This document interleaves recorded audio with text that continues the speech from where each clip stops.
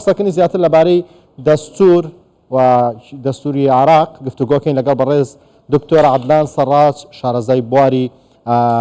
دەستور. دکتۆر سڵاوتان لێبێتەوە کاتتان باش 23 ساڵ بەسەر پەسەندکردنی دەستوری هەمیشەیی عراق تێدەپەڕێت و ئەوەی ئێستا گرفتە لە نێوان هەرێمی کوردستان و حکومەتی فیدراڵ پابەندەبوونی دەستورە بە بەشێکی زۆر لە مادەکانی دەستور لەلایەن حکومەتی فیدراڵەوە. ئایا کێشەکە لە پابەندەبوونە بە دەستورەکە یاخود دەستورەکە خۆی کێشەی تێدایە؟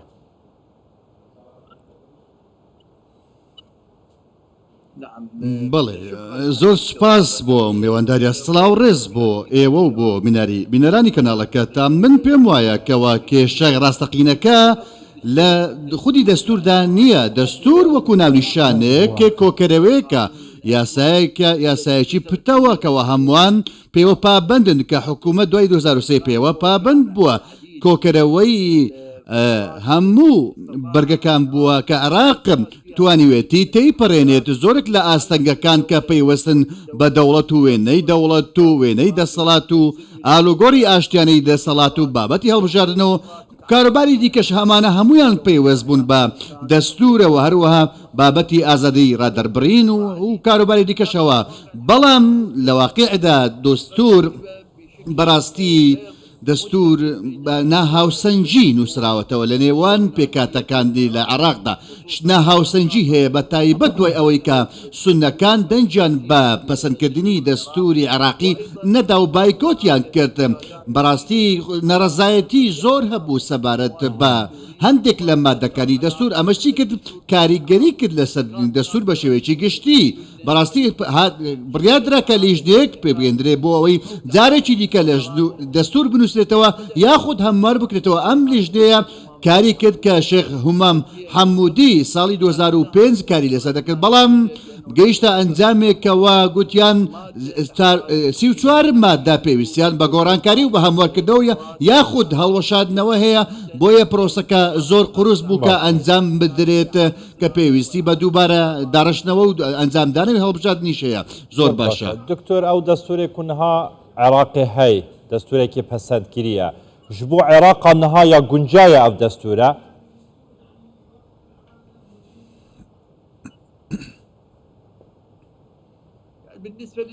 سەبارەت بە دەستور بە شێوێکی گشتی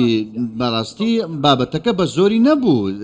با بڵێن 1970 خەڵکی عراق دەنجیان پێداوە ئەم دەستورە جێبەجێکراوە لە ڕووی یاساییەوە، بەڵام لە واقعدا بێگومان دەستوری عراق پێویستی بە هەموارکردنەوە هەیە، پێویستی بە دووبارە داڕشتنەوە هەیە، پێویستی بەوەی هەیە کە هەندێک لە بڕگە و مادەکان گۆڕانکاریان تێدا بکرێت و لەگەڵ ئەم دۆخەدا بگونجێت و سروشتی پەیوەندەکانی نێوان پێکاتەکانی گەلی عراق بێگومان دەستور وەکو گوتمان بەڕاستی قورئان نییە کە ئێمە بڵین پیرۆز بێ و دەستکاری نەکرێت. دەکرێت ئێمە هەمواری بکەینەوە دەستکاری بکەین چونکە ئەمە شتێکی پیرۆز نییە، هەموو دەستوری وڵاتان گۆڕانکاری تێدا دەکرێت و بۆیە دەکرێت ئێمەش لە دەستوری خۆماندا بە گوێرەی دۆخی عراق گۆڕانکاری تێدا بکەین. بەڵێ لە عراقدا دەستور توانیوێتی ببێتە هۆکاری چارەسەرکردنی کێشەکان؟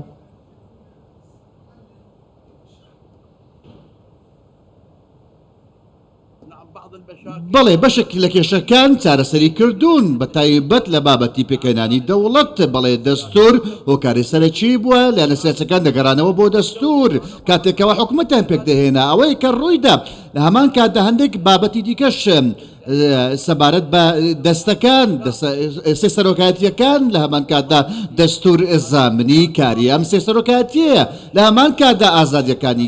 ئازادی گشتی و ئازادیەکە مەدەنیەکان دەستور ڕۆڵێکی گرنگی هەبوو لەم بابەتەدا، بەڵام لە هەمان کاتدا هەندێک لە مادەکانی دەستور کە پەیوەندیان لە لێوان هاوڵاتی و لە لێوان حکوومەتدا پەیوەندی لە لێوان هەرێمەکان و حکوومەت بەڕاستی پێویستە هەندێک کێشەکان بە شێوازێکی دیکات چارەسەر بکرێت. کێشەکان چارەسەرکردنیان دواخراوە، ئەمەش پێچەوانەی یاسای عراقی و دەستوریشە لە هەمان کاتدا بە تایبەت ئەو مادانەی کە پێویستە دەستور کۆکراوی هەمووان بێت و کێشەکان وەکو خۆی چارەسەر بکات. باشە دکتور، یەک کێشە یان بژن پرزگریکێن دناوبەرە هەرێما کوردستانێ و هەروەها عێراقێدا یان بژن هەولێر و بەغدایدا کو چەند ساڵە بەردەوامی هەیە پابەند نەبوونە لایەنی عێراقیە بە مادە و بڕگەهێن دەستوریاوێن تایبەت بە هەرێما کوردستانێ بنەریناتە ئەگەر لایەنی عێراقی وەکە خۆ وان برگە و مادەیەن دەستوری جێبەجێ بکەن هیچ کێشەیەک پرزگریکێک دنابەر هەرێما کوردستان و بەغدای دێ ببینیت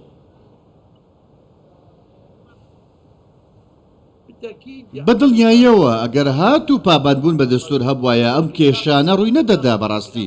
بەڵام ناکۆشیە سیاسەکان زاڵترن کەوا کاریگەری لەسەر جێبەجێکردنی دەستور دەکات ئێمە باس لە خودی دەستور و مادەکان ناکەین بڵێن گفتوگۆکان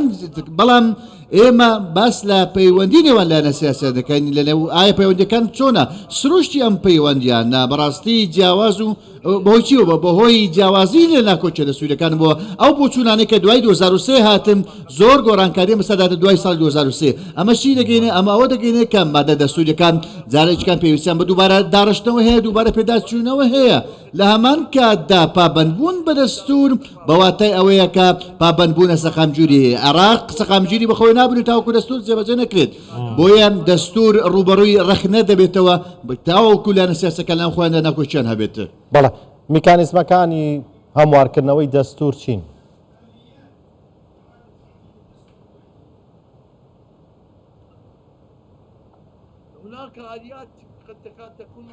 بەڕاستی میکانیزمەکان ڕەنگە قورس بن ئالۆز بن لە ڕێوشێنەکانی دەستوری عێراقدا میکانیزمەکان بەڕاستی بۆ هەر مادێکی دەستوری جۆرێک لە حاڵەتێکی قوبوڵکردن هەبێت هەندێک لە پارێزگا و هەرێمەکان ئەو داواکاریەکەی چۆن بێت ڕەزامەندی گەلی عێراقی لەسەر بێت واتە ڕاپرسی لەسەر ئەنجام بدرێت وات ئەگەر هاتوو هەر پارێزگایەک لە سێ پارێزگاکە ناڕەزاییان هەبوو لەسەر هەمارکردنەوەی دەستور ئەوە داواکاریەکەی بەرز دەکرێتەوە بەڕاستی دووبارە داڕشتنەوەی ئەو کاتە قبول دەکرێت ئەگەر هاتوو هەمووان لەسەری ڕەزامەند یاخود ئەگەر هاتوو بەشەکی دیکان ڕەزامەند دەبوون بۆیە وەکو گوتمان بابەتەکە لە دەکەوێتە نێوان ناکۆچی و ململانەی لایەنە سیاسەکان کوردی بن یاخود عەرەبی بن یاخود تورکمانەکان بن هەموو لە هێزە شیعە و سونیەکان بۆیە وەکو گوتم بابەتەکە پەیوەستە بەچی پەیوەستە بە تەوافقی سیاسی پێش ئەوەی بابەتەکە یاسایی بێت پێش ئەوەی دەست بە هەمواری دەستور بکرێت پێویستە تەوافقێکی سیاسی بکرێت بۆ ئەوەی ناکۆچەکان چارەسەر بکرێن دکتۆر جەنابێوە شارەزای بوارێ دەستورینە شارەزایەکە باش لە دەستوریدا هەیە یعنی دە ساڵێن ڕابووریدا پشتی 2005 هەتا نها ینی دەستوری قیمەتا خۆ هەبوویە بەهاو گرنگیا خۆ هەبوویە لە عێراقێدا وەکو پیوست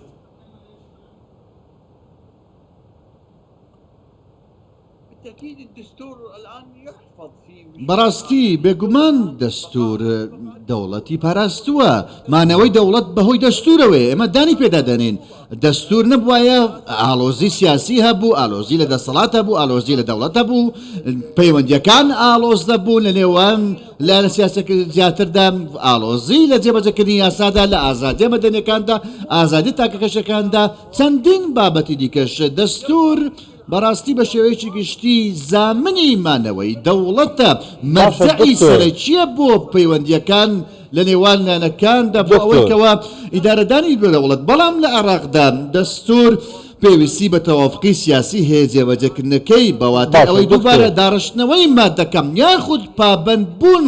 بە مادەکان بۆ ئەوەیکەوە بتوانین جۆرێک لە ڕێکەوتنی و سەقامگیری سیاسی بەدیمێنین باشە دکتۆر یعنی هەنێک زەڵالتر لەسەر دەستوری باوین دە ساڵێن ڕابووریدا هەتانە هاژی هەر مادەیەک بەرگایە کات دەستوری ئەگە دەبەرژەوەندیە لەانی عێراقی تایبەت شیعی دابیتن کار بە دەستوری هاتیەگرن لێ ئەگەر بەرگەیەک یان مادەیەک دبەرژەوەندیاواندا نەبیتن ئیتر پشتگوها ئاوێتیە بۆ نمونە مادەیە 140 و بدەهان مادەیەن دن یعنی لە گۆری شارەزایین دەستوری دەبێژن کە هەتانەها زێتر 55 مادەیەن دەستوری و تایبەتن بە پەیوەندیە ناوبەرە هەولێر و بەغدای هاتینە بن پێکردن ژالێ دەسەڵاتدارانن بەغداوە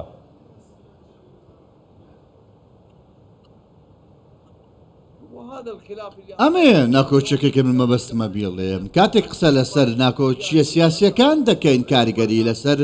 دەستور دەبێت باواتەی کە بەشێکی ڕەزامەند بەشێککە ڕەزامەندینە بەهۆی چێوە بەهۆی بابەتی کۆمەڵایەتی یاخود سیاسی بێتی ڕەنگە بابەتی دیکەشی بەدوا بێت کە لە لایەنە سیاسەکە دەسەڵاتدارەکان لی بەرپرسن کەوە ناکۆکرد لەسەر هەندێک لەم بابەتانە من دەڵێم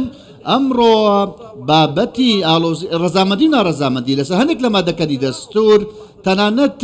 بابەتی دەستکاریکردن لە مادەکان جۆرێک لە بڵین تێپەڕاندنی مادە دەستوریەکان و بە پێشەلکردنیان بە ناونیشانی جیاوازەوە مادەی 140 بێت یاخود هەر مادەیەکی دیکێت کەوا جۆرێک لە دەستکاریکردنی تێدا ڕێداوە جۆرێک لە فێڵ تەڵەکەی تێدا کراوە ساختەکاری تێدا ساختەکاری سیاسی تێدا کراوە بۆیە هەندێک لە مادەکانی دەستور بەڵاستی پەچیان کەوتووە و جێبەجێ نەکراوە و چەندین کێشەچی لێ کەوتوتەوە بەڵام من دەڵێم پێویستە ڕێز لە مادەکانی دەستور بگیرێت و وەکو چۆن ڕێز لە هەندێک مادەکانی دیکەش گیراوە بە شێوە کەواتە ئەگەرچی ناکۆچی سیاسی شەبێت لەسەر مادەکاندا پێویستە بە شێوەکان لایەنە سیاسەکان بە شێوەی ڕاست و دروست چارەسەری بکەن. بەڵێ بەڕێز دکتۆر عەدنان سەڕاج شارەزای بواری دەستور لە بەختەوە لەگەڵماندا بووی سوپاس بۆ کاتێ بێمەتاندا. سپاس دکتۆر.